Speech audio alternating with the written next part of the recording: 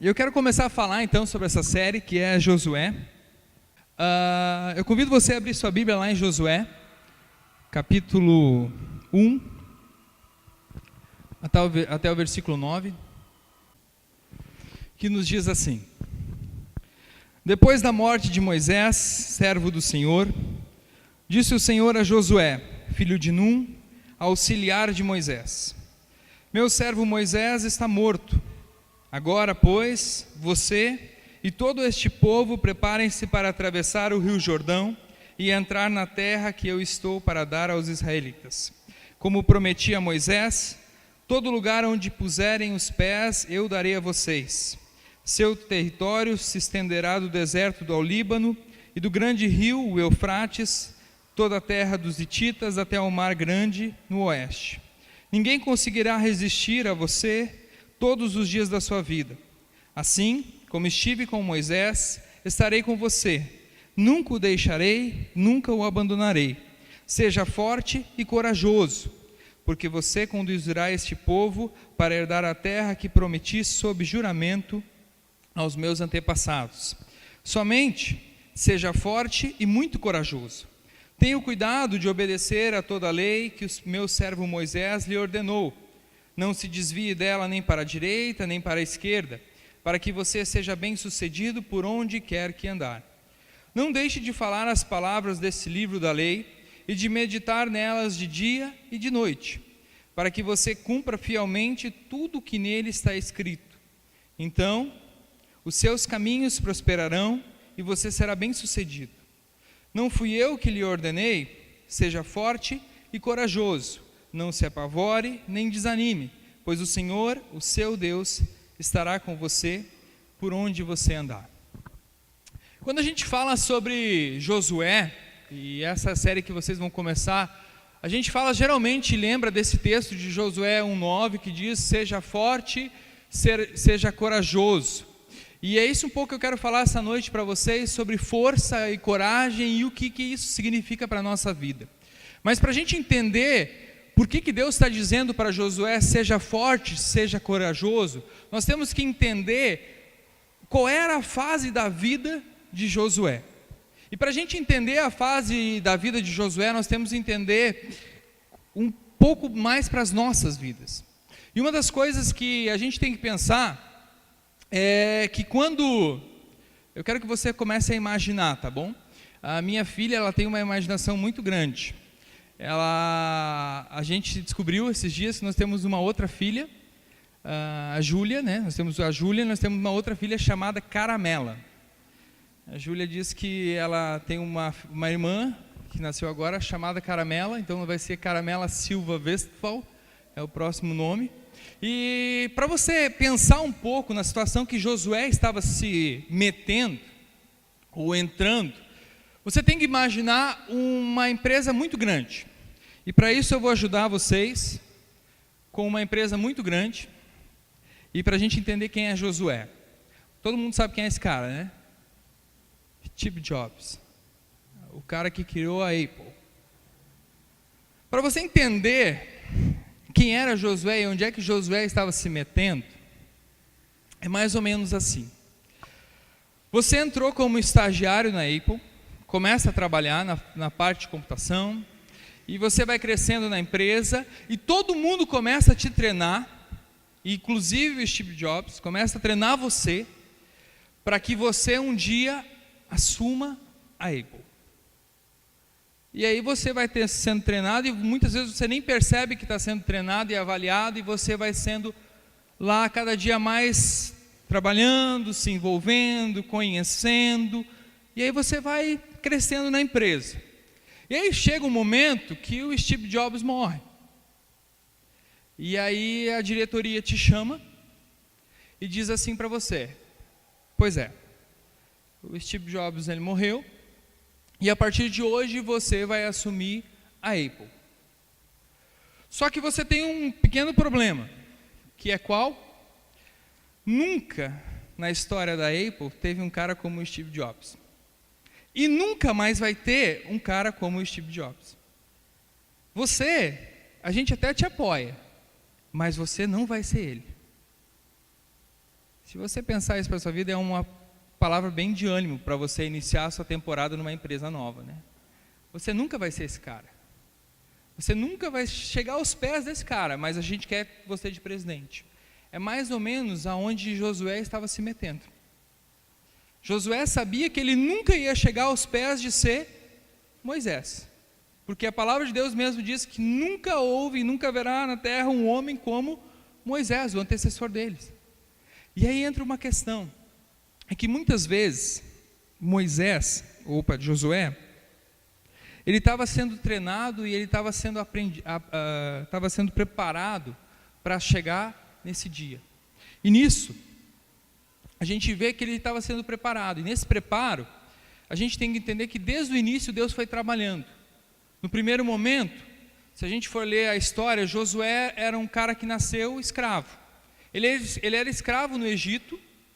E assim, com certeza, ele viu seu pai todo dia chegar cansado do trabalho, cansado dos açoites.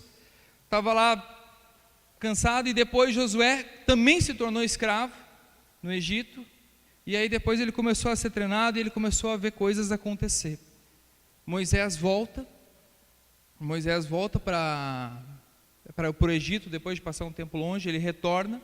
E quando ele retorna, Josué começa a ver coisas que Deus começa a fazer. E uma delas é a questão das 10 pragas do Egito. Todo mundo olhando, a gente não pode falar emissora, né? Está sendo gravado, né? Todo mundo olhando na Record os 10 mandamentos, já foi no cinema olhar os 10 mandamentos, eu não fui ainda, gente. Mas você viu o mar se abrindo, Josué viu, por um lado ele nasceu escravo, no outro lado ele viu coisas maravilhosas acontecendo e ele estava sendo treinado por aquilo. E quando ele ia sendo treinado, ele ia se tornando o auxiliar de Moisés. A palavra, quando a gente começa a ler esse texto em Josué, ele diz que Josué, filho de Num, era o auxiliar de Moisés. Lá em Números a gente encontra isso. Uma outra questão é que Josué, na primeira batalha, quando o povo sai do Egito, na primeira batalha que o povo de Israel encontra contra os amalequitas, o comandante da batalha era Josué. Moisés estava em cima do monte, segurando a vara, enquanto a vara ficava em pé, ganhava, enquanto descia, perdia. E Josué era o comandante. Josué já estava sendo preparado para assumir essa função. Josué, quando Moisés sobe no monte para receber os 10 mandamentos, Josué é o único do povo que sobe junto. E aí a gente vai indo e vai ver que Josué depois é escolhido como um dos 12 para ir examinar a terra. Josué estava sendo preparado, Josué estava sendo treinado para assumir isso. Mas uma das coisas que quando a gente olha para isso, é que Deus, Ele nos vocaciona. Deus, Ele nos chama. Deus, Ele vai trabalhando na nossa vida, e o mais impressionante é que a gente não percebe. A gente não percebe que Deus vai preparando a gente, porque tem uma frase do Jane Jett que diz assim: Deus nunca nos dá uma tarefa sem providenciar os recursos para nos ajudar a executar ela. Deus nunca vai dar uma tarefa para nós se Ele não chamou ou nos capacitou para fazer ela. E isso a gente vai aprendendo. Só que a gente vai vendo que Deus vai trabalhando nas nossas vidas, e mesmo em meio às dificuldades. Em 2010, eu e Lívia, nós ficamos grávidos. Ela, né, parece que eu ainda não perdi, né, gente? Ficamos grávidos em março, e depois de um tempo a gente foi fazer os exames, e quando a gente fez os exames, o feto não batia o coração. E depois de um tempo, logo alguns dias depois, a Lívia abortou. E para nós foi um momento bem triste. E uma das coisas que mais me chama a atenção é que nesses momentos tristes da vida, Deus está preparando a gente, porque Deus nos consola. Deus só pode consolar a gente nos momentos tristes. E Deus, Ele vai trabalhando a gente e vai consolando a gente. E Deus trabalhou e consolou a gente de várias maneiras. Eu me lembro que um dia, depois que a gente descobriu, a gente foi dormir, a Lívia chorava bastante, e eu de noite orava, sabe, dizendo: pô, Senhor, faz o feto bater de novo. E eu passava a noite inteira orando por isso. E no outro dia de manhã, eu fui fazer a meditação, eu estava lendo o Salmo na época, eu me lembro que Deus falou: através de um salmo que disse assim: quando a ansiedade já me dominava o meu coração, o teu consolo trouxe alívio à minha alma. E aquilo fez a gente ficar bem de novo. A gente teve uns dias tristes, mas a gente ficou bem. E é interessante ver isso, e eu só percebo isso depois de muito tempo. Para nós foi um momento muito difícil. Mas era Deus trabalhando naquele momento difícil para que outro momento pudesse chegar e que fosse feliz. Em 2012, a Júlia nasce. Uma linda menina, cara da mãe, totalmente. Não tem nada de mim, mas ela tem uma coisa que era minha. Quando a Júlia nasce, eu estava acompanhando a cesárea, e quando a Júlia nasceu, a pediatra pegou a Júlia, né? Colocou assim do lado, a Lívia estava assim sobre a cabeça da Lívia, e a pediatra pegou a Júlia, levou até uma mesinha que tinha do lado, e colocou a Júlia ali, e eu feliz da vida, né? Sendo pai, aquela alegria toda, e eu olhei assim, e olhei de novo, e parei, olhava de novo assim, e eu percebi, gente, esse pé está torto. Esse pé não está certo, não. E eu olhava e dizia, não, talvez nasceu amassado da barriga. Só que eu também nasci com os meus 2 pés tortos. Então eu olhei e disse, não, nasceu com o pé torto. E aí a gente foi para o quarto, né? Disse, não, está amassado. Está amassado, isso vai desamassar depois. A gente passa um ferro e desamassa ele. E eu fiquei com aquilo na noite. E o pé da Júlia amassado, no outro dia, passou 24 horas, a Júlia toda fechadinha, eu ia lá, dava uma espiadinha, para ver se estava desamassado ou não o pé, né? E o pé continuava amassado ainda, o pé era assim, torto. E eu pensando comigo, puxa. E aí no mesmo momento, vinha cenas na minha cabeça, sabe? Tipo assim, eu já enxergava, é impressionante quando as coisas, acho que não é só comigo que isso acontece com todos. Que eu já imaginava a Júlia já mancando, já. Eu já imaginava a Júlia na adolescência sem arrumar um namorado. Eu já imaginava a Júlia lá no futuro, tipo assim, meu Deus, o que será? E é interessante que no outro dia a pediatra veio e a pediatra continuava dizendo assim, não está torto não. Eu dizia, está torto, gente. Eu fiz agronomia, eu sei os ângulos. E eu olhava e dizia, está torto. E ela dizia, não está torto. E aí a gente foi para casa, e aí tinha uma médica lá que era missionária também, e a gente pediu, dá uma olhada aí para ver como é que está. Aí ela pegou e fez um teste com a Júlia caminhando, assim, segurando. Aí ela disse, olha, está torto mesmo. Mas uma coisa interessante, que Deus já tinha ido preparando a gente para aquele momento. Porque a perda do primeiro bebê tinha sido bem difícil. Um pé torto não ia ser nada. E louvado seja Deus, depois a Júlia fez uma cirurgia, corrigiu, hoje está com o pé retinho, tipo o pai, joga futebol, que é uma beleza. E a Júlia está bem. E é interessante, é isso que eu vejo em Deus. É que Deus vai preparando a gente, e é interessante que na nossa vida a gente tem momentos difíceis, gente. E uma das coisas que eu percebo em Deus é que Deus entende que nós temos momentos difíceis. E por isso que Ele diz que Ele nos dá o consolo. Por isso que Ele nos diz assim, olha gente, eu estou com vocês, consolando vocês. Não fiquem aflitos, eu estou com vocês. É por isso que Ele chega para Josué e fala isso. É isso que a gente tem que começar a entender. E uma outra coisa que a gente tem que entender é o que o Calvino diz. Mesmo alguns dos homens mais corajosos, embora totalmente preparados, com antecedência, param ou hesitam quando chega a hora de fazer. Nós temos que entender que Deus ele vai nos preparando. Nós temos que entender que em toda a nossa vida, talvez sem a gente perceber, Deus ele vai cuidando da nossa vida, nos preparando para momentos exatos, específicos. E eu tenho certeza, se você olhar para a sua vida, você vai lembrar de algum momento que Deus fez alguma coisa antes e depois chegou no momento você entendeu, era para isso. Era para esse momento que Deus estava me preparando. E quando chega agora neste exato momento, muita gente hesita. E aí que entra essa questão de Josué. Porque Josué, ele estava sendo preparado para um momento específico, ele ia assumir o povo. Só que Josué tinha dois grandes problemas. Sabe qual eram os dois grandes problemas de Josué? O primeiro era que ele ia substituir Moisés, o cara que a Bíblia mesmo fala que ia ser insubstituível. O segundo problema de Moisés, sabe qual é? É que Moisés ia ser o cara que ia levar um povo totalmente desordenado, um povo totalmente corrupto, um povo totalmente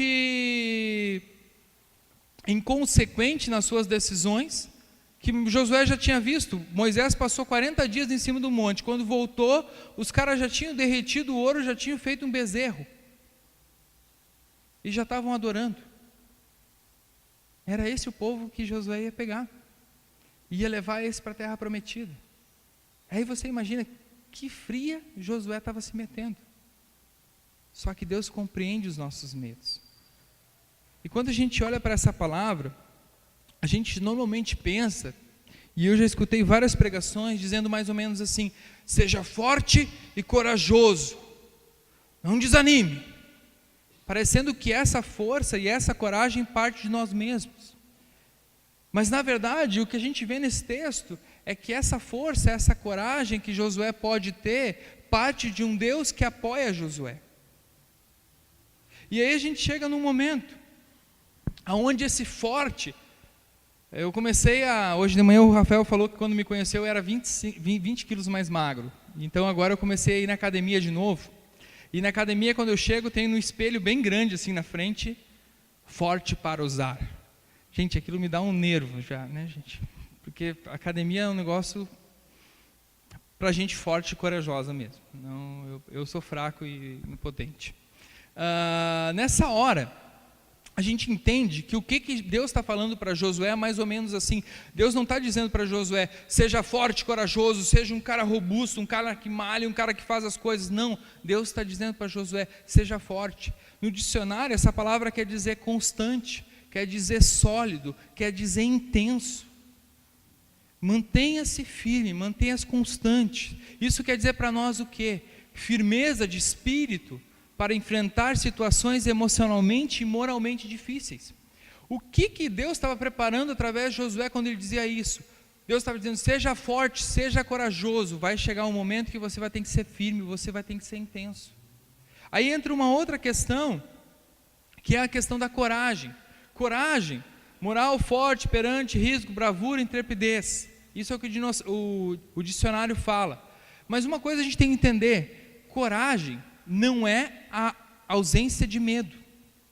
Coragem significa uma ação mesmo com medo.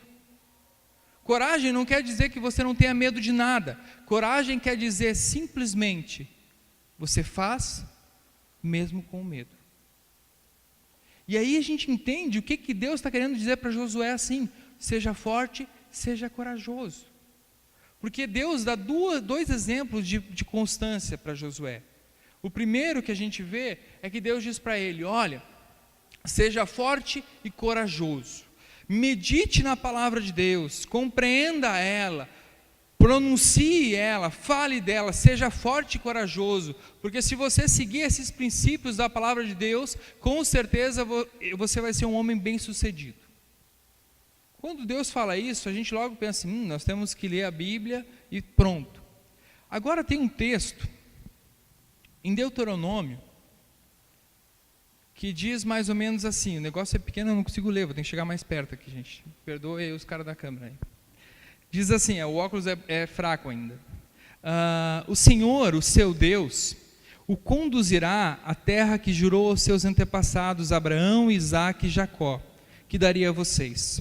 Terra com grandes e boas cidades, que vocês não construíram, com casas cheias de tudo que há de melhor, de coisas que vocês não produziram, com cisternas que vocês não cavaram, com vinhas e oliveiras que não plantaram.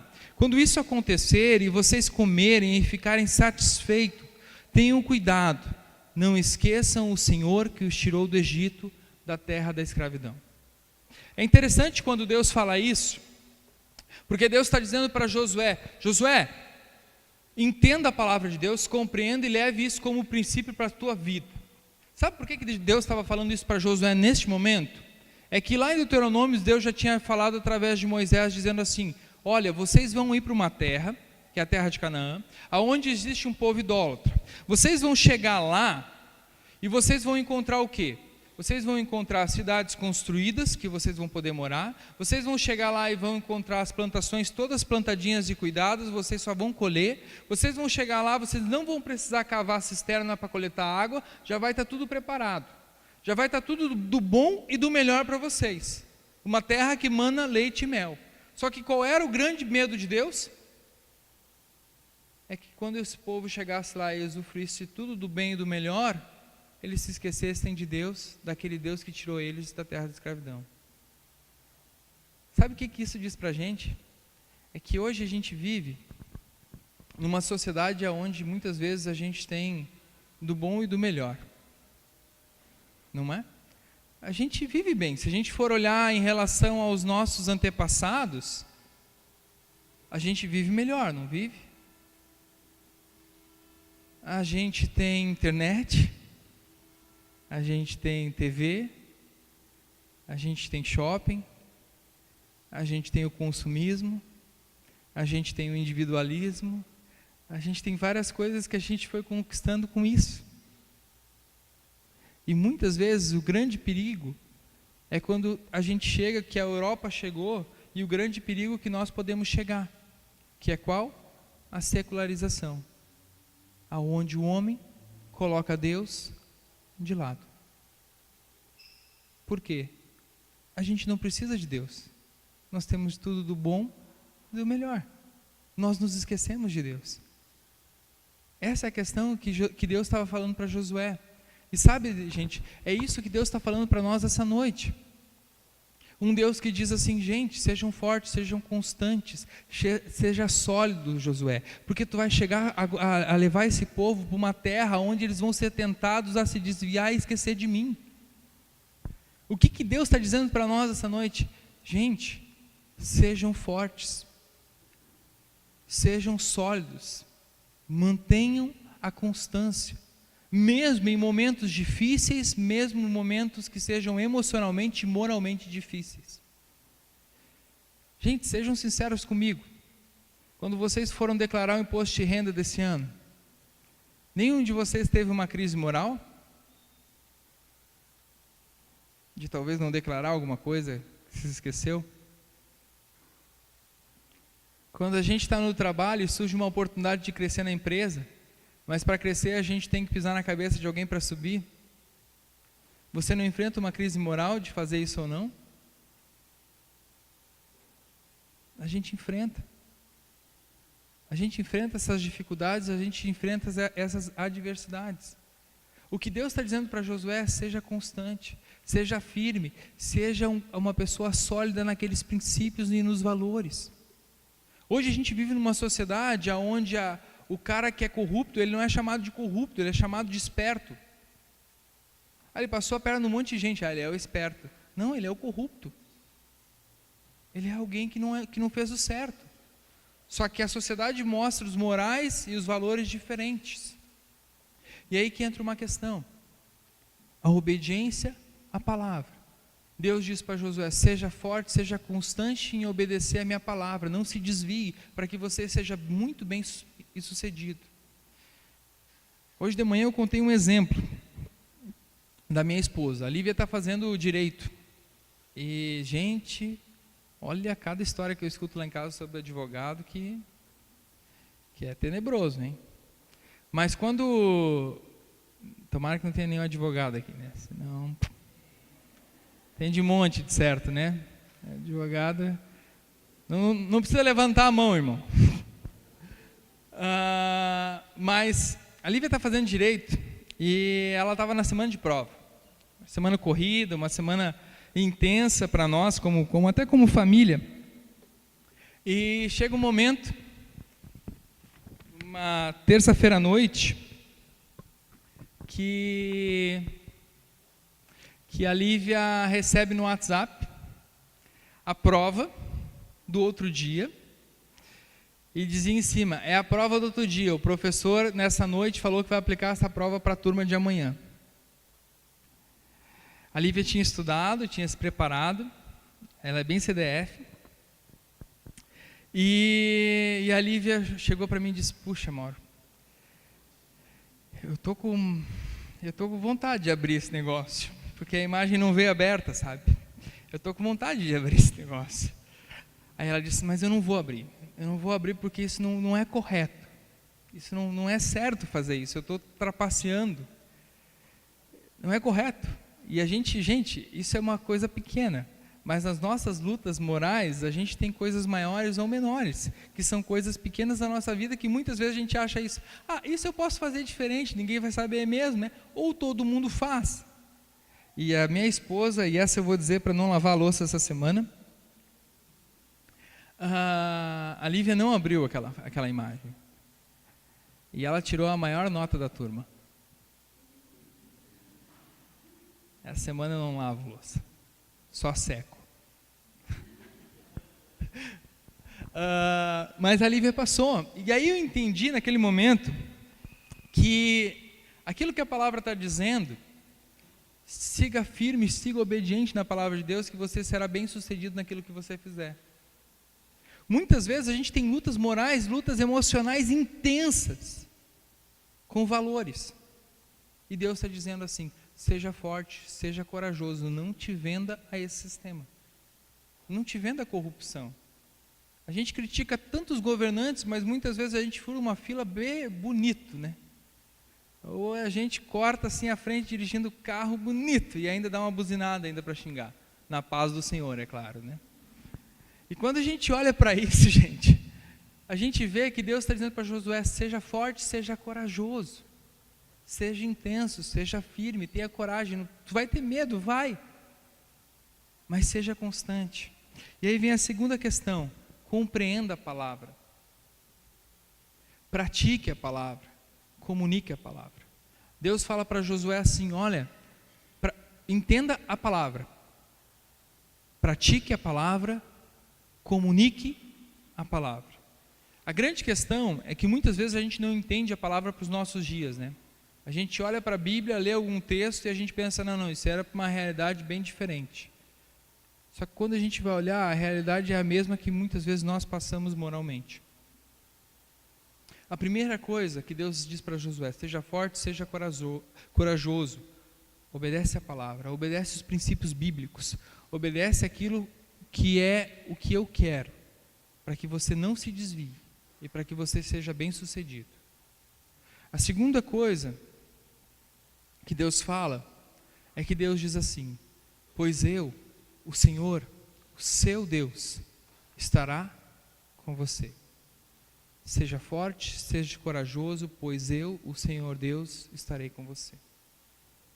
Essa é a realidade mais impressionante que a gente tem. Porque muitas vezes a gente olha para essa questão de Josué e a gente olha e diz assim: nossa, que homem, né? O homem foi intenso, foi corajoso, foi forte. Mas na verdade ele só foi isso porque Deus o chamou a ser isso. Deus o capacitou a ser isso, e Deus o fortaleceu para ele ser forte, para ele ser corajoso. Se Deus simplesmente dissesse para Josué: seja forte e corajoso e vai comigo, e depois a gente se vê, Moisés simplesmente seria mais um. A questão que a gente enxerga nesse texto é a presença de Deus. Quando Jesus, lá em Mateus 28, envia os seus discípulos, ele diz assim, no final: e eu estarei com você até o fim dos tempos. Essa é a alegria, essa é a certeza que a gente tem, de que Deus não é um Deus apenas que vocaciona a gente para ser bons estudantes, para ser bons empresários, para ser bons funcionários, para ser bons patrões. Deus é um Deus que nos chama, nos vocaciona para ser isso, e Ele diz: eu estou com você, eu não vou te abandonar, eu vou estar junto com você. O que Deus está dizendo para nós nessa noite é que Deus está dizendo assim: seja forte, seja corajoso, seja sólido, não te venda para o mundo, não te venda para o que todo mundo faz, mas sim seja constante nos meus princípios. Seja corajoso, não é que você não possa ter medo, mas Deus está dizendo, seja corajoso eu vou estar com você. Você pode ter medo, eu compreendo o seu medo, mas eu estou com você. Eu compreendo que você tem medo. A gente tem várias situações difíceis, e Deus diz, eu compreendo isso. Eu sei que eu estou passando por isso, eu sei que você sofre com isso, só que eu estou com você. E aí entra essa questão que Deus dizendo assim, seja constante, seja firme, seja alguém com coragem, que mesmo em meio às dificuldades, resolva agir. Seja alguém forte, seja alguém constante. Não fique pulando para um lado para o outro. Seja alguém que mantenha uma mesma linha. A mesma linha que você aprendeu, que você tem ouvido. A mesma linha que é os princípios de Deus, os valores que Deus coloca para nós. E quando Ele diz isso, Ele não está simplesmente dizendo, faça isso e que eu te abençoe, né? Ele está dizendo, faça isso, que eu vou estar com você. Faça isso, que a sua vida vai ser muito bem sucedida. Talvez quando a gente enfrenta crise moral, ou crise emocional, na empresa ou em outro lugar qualquer, com certeza às vezes parece que a gente se dá mal, né? Parece que as coisas ruins acontecem, parece que aquilo que dizem em Eclesiastes acontece, né? Que o sol ele nasce para justos e injustos, e aí a gente fica, puxa, mas por que aconteceu comigo? Era a pergunta que eu fiz quando a Júlia nasceu com o pé torto. Por que isso aconteceu comigo? A resposta de Deus assim veio mais ou menos assim, por que não poderia acontecer contigo? A única coisa que Deus deu para nós foi o consolo e ainda foi o abraço dizendo, seja forte, seja corajoso. E Deus foi trabalhando isso na nossa vida. E Deus vai trabalhando isso na vida de cada um de nós. Somente seja forte, seja corajoso, que Deus vai estar conosco. É esse o princípio que Ele quer deixar para nós essa noite. Que Deus possa nos abençoar. Amém.